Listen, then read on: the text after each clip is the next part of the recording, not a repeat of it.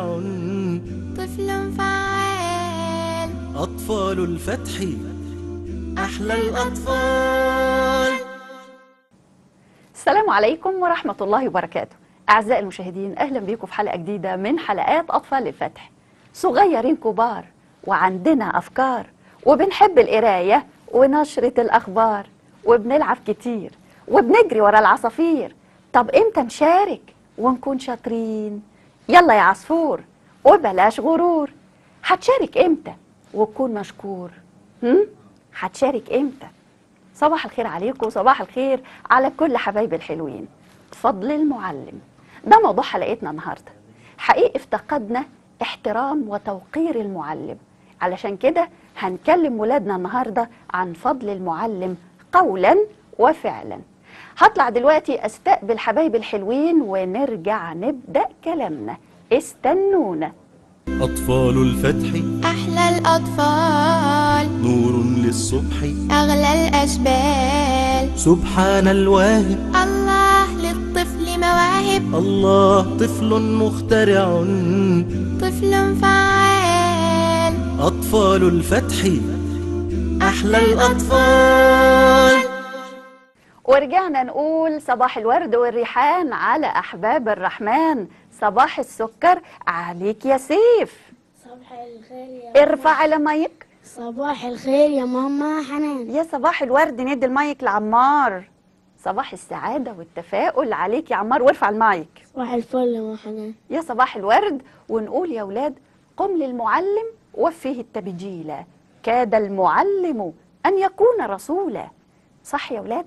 حلقتنا النهاردة هنتكلم فيها عن فضل المعلم وأهمية المعلم، لأن لولا المعلم ما كان الضابط ولا المهندس ولا الأستاذ ولا أي شيء في الكون.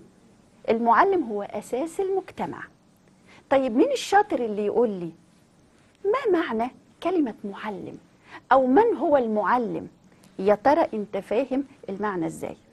يعني هو كل واحد بيعلمني حرف او يقدمني او يخلص. أولا صوتك صغنن قوي قوي قد كده. فطرت ولا ما فطرتش؟ فطرت؟ طب يلا، عايزة صوت قوي. هو اللي اول حد بيعلمني او بيقدمني او يعمل لي برافو أخلاق. عليك. هو المربي، هو المحفز، هو صانع الأخلاق، هو من ينير الشمعة لنا في إيه؟ في الظلام. صح يا ولاد؟ يعني المعلم ده ليه أهمية كبيرة جدا جدا. طب مين يقول لي برضو مين هم أول من احترموا المعلم؟ مين أول من احترم المعلم؟ الصحابة. الله رضي الله عنهم وأرضاهم. لما كانوا يقعدوا قدام سيدنا النبي يا ولاد وهو بيتكلم، فكانوا إيه؟ ينصتوا. فده احترام. صح كده؟ طب أنا النهاردة معايا أطفال متميزين، سواء عمار أو سيف، ربنا يحفظهم، يعني شاطرين جدا وفي الإنشاد صوت رائع. تعالوا نسمع وبعد كده نكمل كلامنا عن فضل المعلم. أسمع مين؟ هسمع حبيبي عمار. هتسمعني إيه؟ حطي المايك كده. اولا هقول مقدمة ابتهال، بعدين هقول ايه العمل يا احمد. يلا يا راح قلبي، اتفضل. يا من إذا قلت يا مولاي لباني،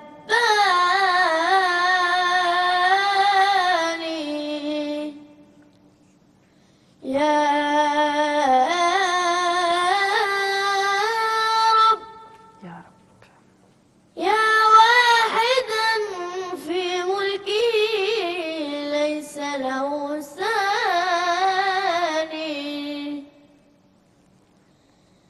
أنساك تذكرني،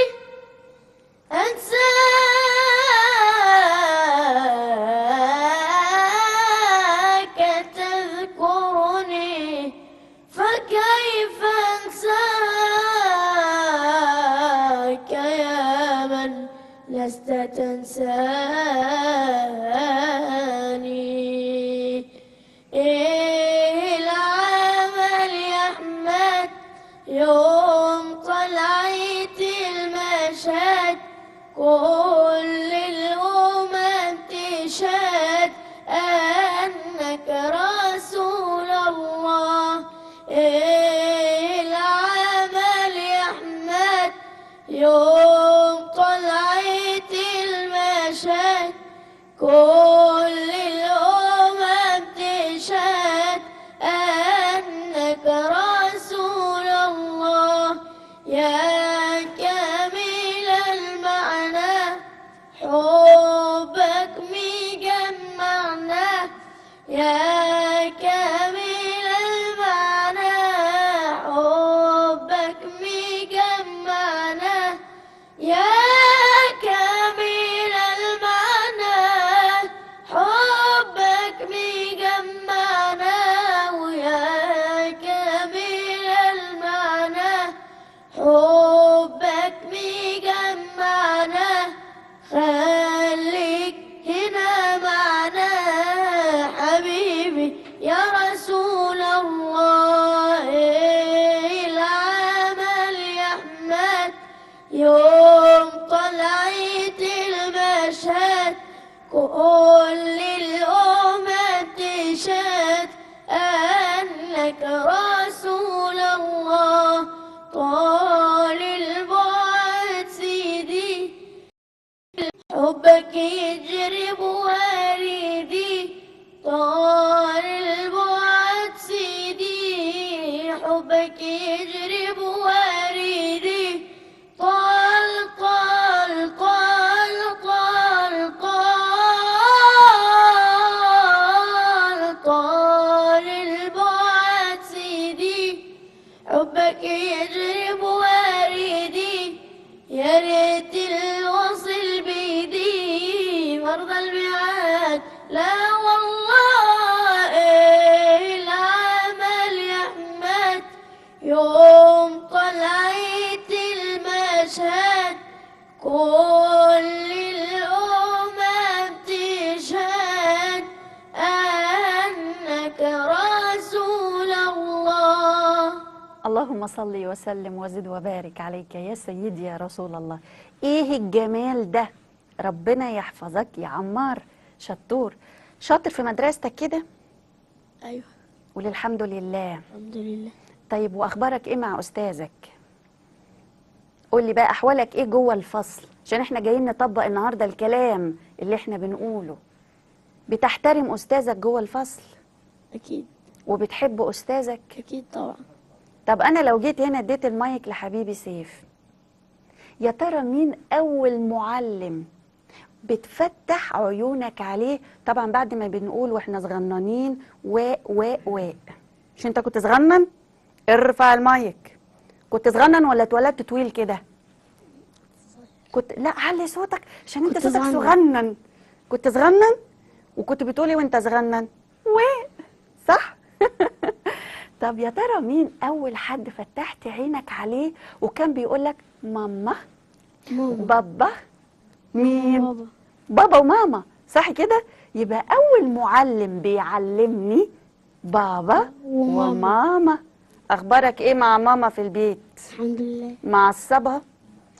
مش منرفزه؟ لا. خالص خالص؟ وبتسمع الكلام؟ يعني مفيش غلطايه صغننه قد كده اهو؟ أيوه. في؟ كان نفسي اعرف ويفضفض لي، بس الولد شكله خايف. طب هتسمعني ايه وبعد كده نكمل كلامنا؟ يا أيها النبي. الله، يلا يا قلبي اتفضل. يا أيها النبي الله والكوكب الدري الله يا أيها النبي والكوكب الدري الله أنت إمام الحضرة سلطانها الغيبي يا أيها النبي والكوكب الدري أنت إمام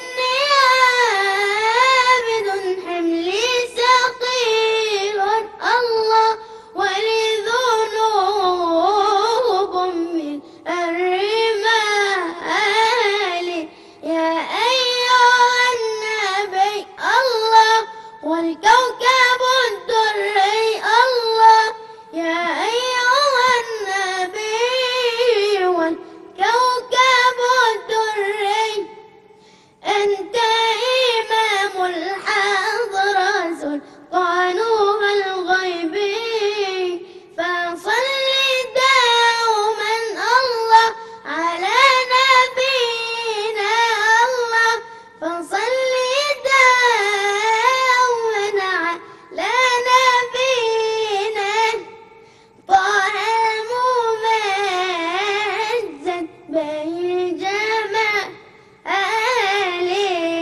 أيها النبي الله والكوكب الدري الله يا أيها النبي والكوكب الدري أنت إمام الحضرة سلطانها الغيبي يا من يراني الله ولا أراه الله يا من يراني ولا أراه انظر بعين الرضا لحالي أيها النبي والكوكب الدري الله يا أيها النبي والكوكب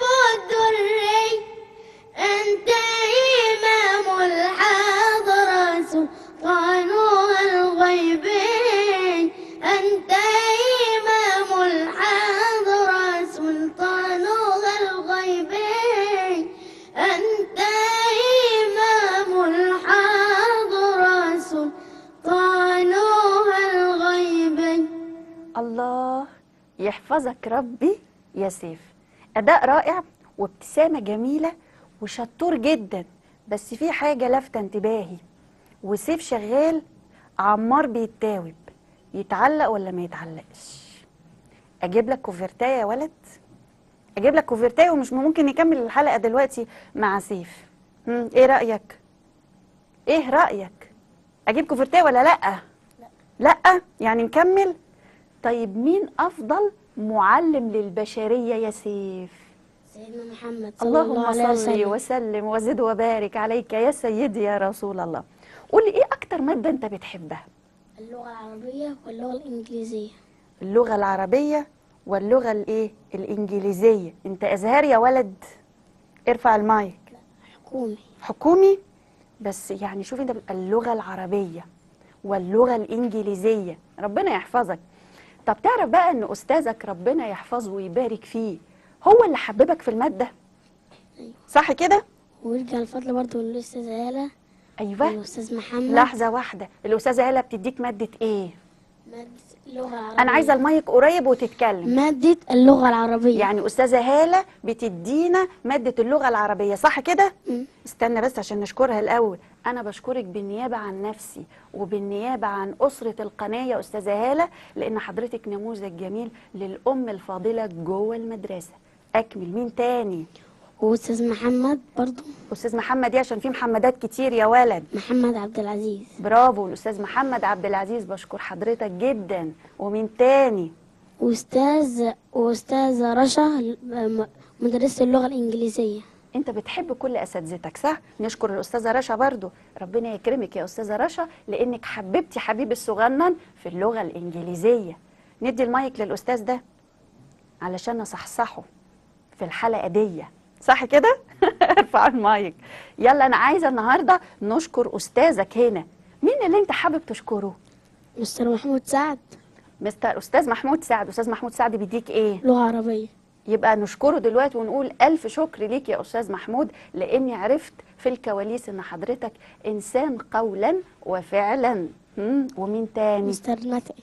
والأستاذ نتعي عبد التواب.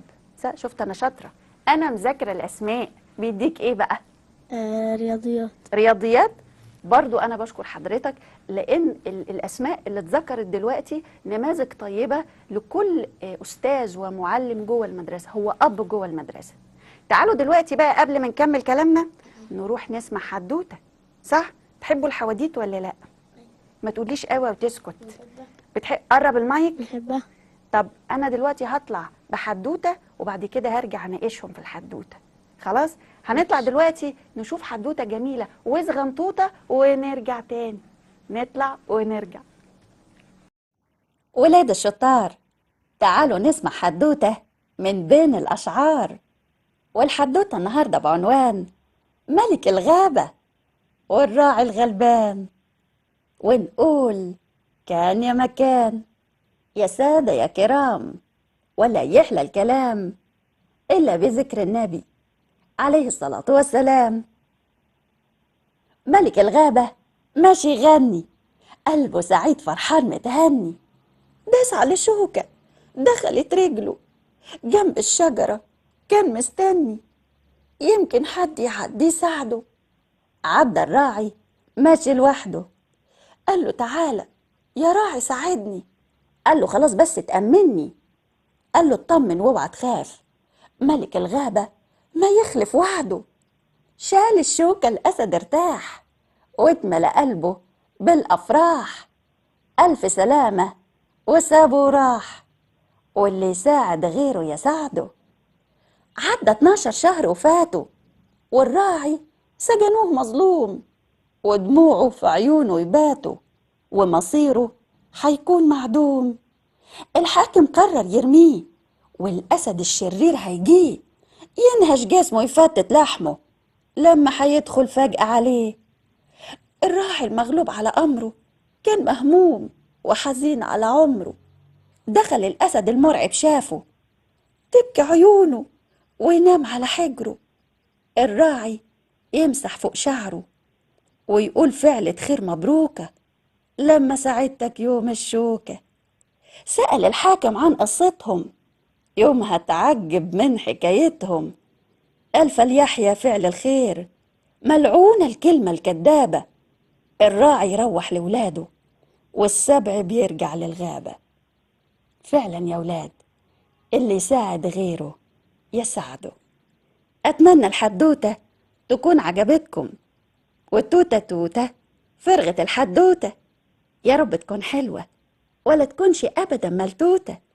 قدمتها لكم ماما حنان، وأعدها وليد مليجي. ورجعنا بعد الفاصل، وكانت معانا حدوتة جميلة بعنوان ملك الغابة والراعي الغلبان. وتعالوا نشوفوا الغلابة اللي طالعين معايا النهاردة رأيهم ايه في الحدوتة. واسمع حبيبي، يلا عمار صحي صحصح. عمار معايا، ارفع المايك يا عمار. ايه رأيك بقى في ملك الغابة والراعي الغلبان؟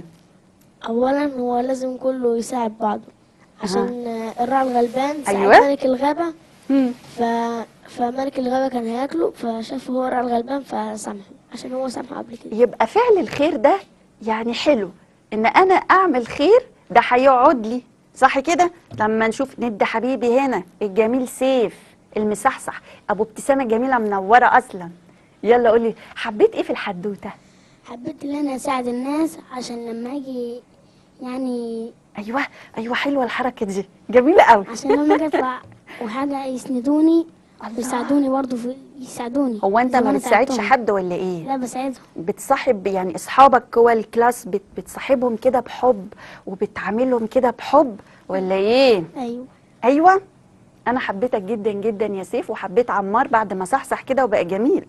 عايزه اقول لكم يا اولاد، الامام الشافعي سيدنا الامام الشافعي كان لما يقعد قدام استاذه الامام مالك ويقلب في الورق، كان يخلي باله قوي وهو بيقلب الورقه، يعني خايف ان استاذه قلبة الورقه دي تزعجه.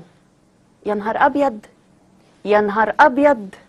طب يجي دلوقتي يشوف اللي بيحصل جوه الكلاس.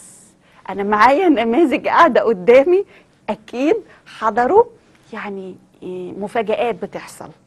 ايه رايكم في اللي بيحصل جوه الكلاس دلوقتي من الطالب للمعلم؟ ممكن الصوت يبقى عالي صح؟ الطلاب بيزعقوا للمستر، في المستر رقم 1 الطلاب بيزعقوا للمستر. قول 2 المستر بيزعل منهم طبعا، بس بيشرح لهم اكنهم ما عملوش حاجه. عارف ليه؟ لأنه أب، لأنه إنسان جميل، لأن المعلم المفروض أنه بيعلم الطفل اللي قدامه الأخلاقيات، أنه مش أستاذ بس، لا ده قيمة وقامة، ليه دور كبير جدا في المجتمع. لولا الأستاذ ما كانش هيبقى فيه إيه؟ لا الضابط ولا المهندس ولا الدكتور. نفسك تطلع إيه؟ دكتور. دكتور إيه؟ دكتور جراح. ربنا يحفظك ويبارك فيك ويحقق لك كل اللي بتتمناه. واروح للأستاذ الجميل المتألق. قبل ما اتكلم معاك في فضل المعلم عايزه اسمع أنشودة وما تعصبنيش وابتسم. يلا قرب المايك اتفضل. ايه الأنشودة اللي هتقولها؟ عنوانها ايه؟ ما شممت الورد. ما شممت الورد. اتفضل. ما شممت الورد إلا زادني شوقا إليك، وإذا ما مال غصن خلته يحنو عليك، خلته يحنو عليك. ما شممت الورد إلا زادني شوقا إليك، وإذا مال غصن خلته يحنو عليك، خلته يحنو عليك. إن يكن جسمي تناه فالحشا باقي لديك، إن يكن جسمي تناه فالحشا باقي لديك. لست أدري ما الذي حل بي حل بي من مقلتك، حل بي من مقلتك.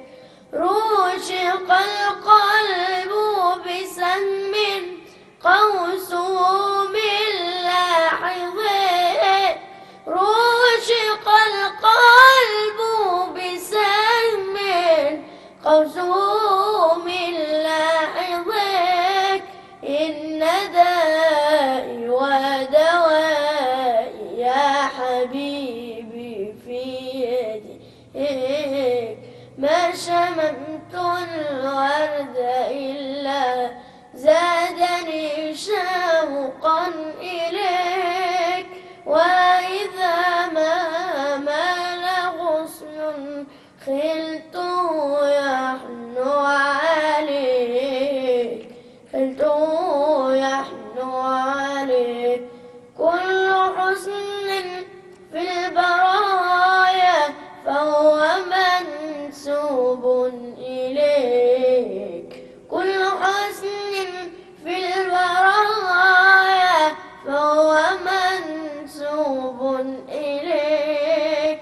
يا حبيبي يا محمد ربنا صلى عليك، ربنا صلى عليك. اللهم صل وسلم وزد وبارك عليك يا حبيبي يا رسول الله. أحسنت ويحفظك ربنا، وابتسامتك كانت منورة الشاشة. يا سيف يا زغنن يا حبيبي، ربنا يحفظك يا رب. ايه رأيكم يا ولاد في الطفل اللي بيزعل أستاذه وبيعمل جوه الفصل أزعرينة؟ تقول له ايه يا عمار؟ ارفع المايك. أقول له أكيد لازم تحترم مدرسك وتفضله. طب هتقول له ازاي؟ هتقول له احترم مدرس، بص انا بص، احترم مدرسك كده ولا احترم مدرسك؟ بص انا بعمل ازاي؟ هتكلمه ازاي؟ بايه؟ بلطف. ايوه، هو ده اللي احنا عايزين نوصله النهارده، ان احنا نوصل المعلومه بايه؟ بكل حب ورحمه، صح؟ لان صديقي اكيد مش قاصد ان هو يضايق استاذه، هي وقعت منه بس. طب احترم استاذي ازاي؟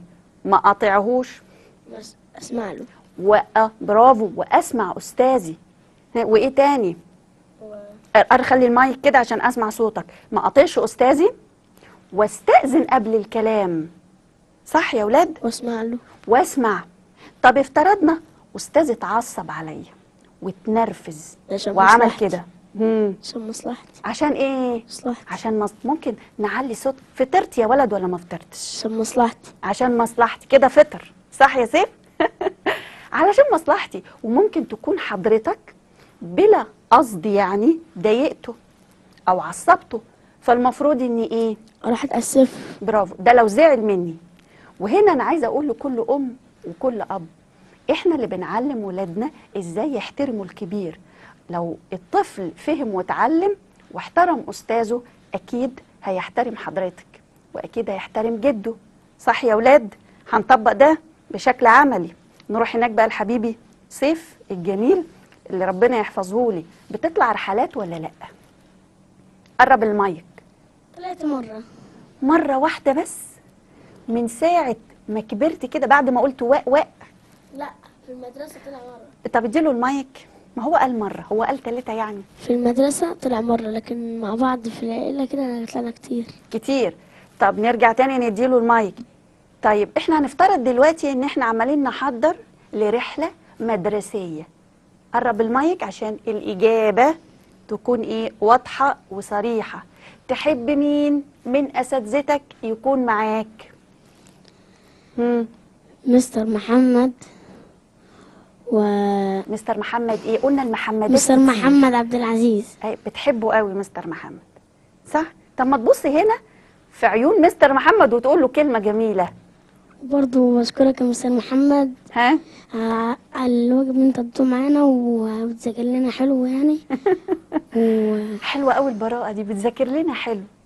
يعني هو بيحبك وبيعلمك المادة بتاعته بكل حب، فأنا بشكره جدا أستاذ محمد لأنه نموذج طيب جدا. طب لو هتجيب له هدية، هتجيب له أستاذك هدية، تجيب له إيه؟ شهادة تقدير. لا علي صوتك بقى. شهادة تقدير. عايز تعمل له شهادة تقدير؟ مم. الولد مش عايز يجيب ازازه برفيوم، مش عايز يجيب دستة شرابات. عايز. طب وماله، احنا هندي المستر بتاعنا الشهاده، صح؟ تخيل لما انت يا زيرد يا اللي قد كده تدي لاستاذك شهاده، مع ان هو اللي يديلك، صح؟ حط عليها بقى تفوقك ان انت تبقى شاطر، صح؟ وجميل وصغنن. وهتسمعني ايه دلوقتي؟ سمعك. ايوه. صلاة الله سلام الله على الهدي رسول الله. صلاة الله سلام الله على الهدي رسول الله. رأيت الناس قد ملوا إلى المختار قد زاروا. رأيت الناس أفواجا وبحر الحب أمواجا ودمع العين سجاجا لحب في رسول الله. صلاة الله سلام الله على الهدي رسول الله. صلاة الله سلام الله على الهدي رسول الله. لدار الخلد قد جئنا وللمختار قد زرنا. لدار الخلد قد جئنا وللمختار قد زرنا.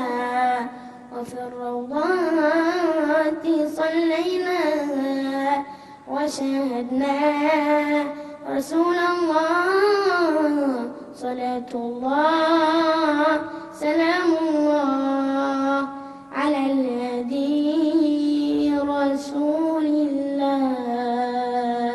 اللهم صل وسلم وزد وبارك عليك يا سيدي يا رسول الله. وأنا لافت نظري إن الإنشاد كله في الحبيب. عليه أفضل الصلاة وأفضل السلام، وربنا يحفظكم ويبارك فيكم. وأنا دلوقتي عاملة فقرة مرعبة، فقرة فيها أعصاب. إيه هي الفقرة دي؟ شفتوا بقى أعصاب دي؟ هقول دلوقتي جملة المفروض نقولها 5 مرات، واللي يقولها 5 مرات يبقى قولها شاطر وجميل. ايه هي الجملة؟ استنوا ما اجيبها الاول وبعد كده اقولها لكم. صفحة 7 صعبة، صفحة 7 صعبة، صفحة 7 صعبة، صفحة 7 صعبة، صفحة 7 صعبة، استرها معايا يا رب. صفحة 7. ايه ده؟ اتلخبطت في رقم 5. عايزة اشوف بقى حبايبي الصغننين يا ترى هيتلخبطوا ولا هيطلعوا شطاطير. لا قرب المايك، طب بتهزر ولا ايه؟ صفحة 7 صعبة، صفحة 7 صعبة، صفحة 7 صعبة، صفحة 7 صعبة، صفحة 7 صعبة. ايه ده الولد طلع اشطر مني. ندي المايك هنا. صفحة 7 صعبة، صفحة 7 صعبة. لا بالراحة كده عشان ايه اعرف مين الشطور. صفحة 7 صعبة، صفحة 7 صعبة، صفحة 7 صعبة، صفحة 7 صعبة، صفحة 7 صعبة. ماليش دعوة، انا عايزة اقولها عشان انا اتعصبت. مش معنى انتوا تقولوها صح واقولها غلط. صفحة 7 صعبة، صفحة 7 صعبة، صفحة 7 صعبة، صفحة 7 صعبة، صفحة 7 صعبة. يس. انا شاطر انا شاطر انا شاطر. ربنا يحفظك يا حنان يا رب ويبارك فيكي. طب ايه رأيكم في المقولة اللي بتقول العصا لمن عصى؟ ايه رأيكم؟ ارفعوا المايك بقى. يعني انت لو دلوقتي لقيت استاذك ماسك عصايه، ولو ان انا ما برجحش ده خالص، لان الطفل المفروض يطمن وهو جوه الكلاس، ما يخافش ويترعب. ايه رايك في المقوله دي؟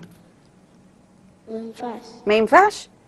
يعني العصا لمن عصى؟ لا انا ما بحبش المقوله دي يا ماما حنان. صح؟ طب لو استاذك زعل منك وانت عصبته ونرفزته، راح اتأسف.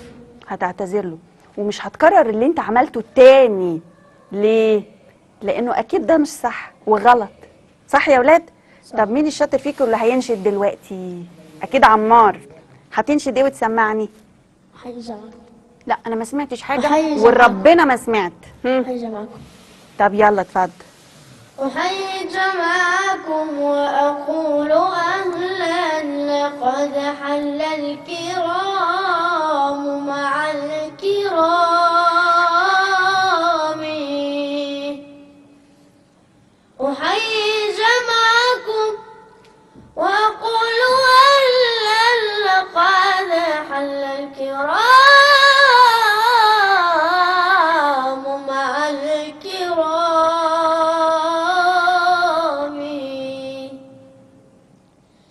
نزلتم ساحة المختار طاب،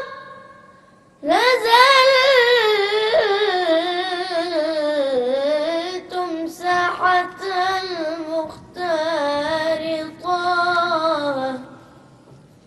يا سيد الكونين جئتك قاصدا، يا سيد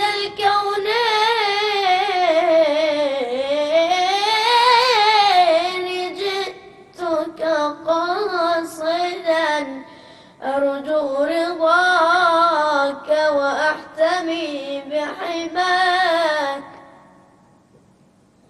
سيدي يا رسول الله يا علم الهدى، سيدي يا رسول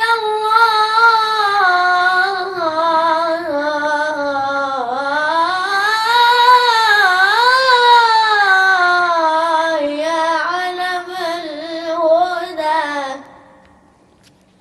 قسما بنور المصطفى وجمالي، قسما بنور المصطفى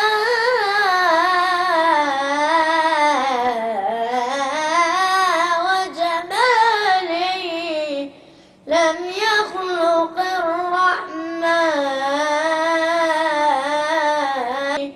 لم يعن مثل صفاته. اللهم صل وسلم وبارك عليه وعلى آله. اللهم صل وسلم وزد وبارك عليك يا حبيبي يا رسول الله. ربنا يحفظك يا عمار، أدائك جميل وممتع. والنهاردة يعني أنا سعيدة جدا إن أنتوا نورتوني وشرفتوني، وحابة إن احنا نخرج من حلقتنا النهاردة باحترام المعلم قولا وفعلا. احنا مش جايين نقول كلام إنشا ونروح، لا، احنا جايين نطبق النهارده ونعلم كل المزقردين الصغننين اللي صوتهم ممكن يعلى جوه الكلاس او يزعلوا استاذهم. خلاص انتوا الرساله بتاعتكم وصلت، خلاص كده. هنا الرساله لكل اب وكل ام للمره الثانيه، تعالوا نعلم ولادنا معنى كلمه احترام، لانهم بجد لو فهموا الكلمه قولا وفعلا هيرتاحوا وهيريحوني بجد.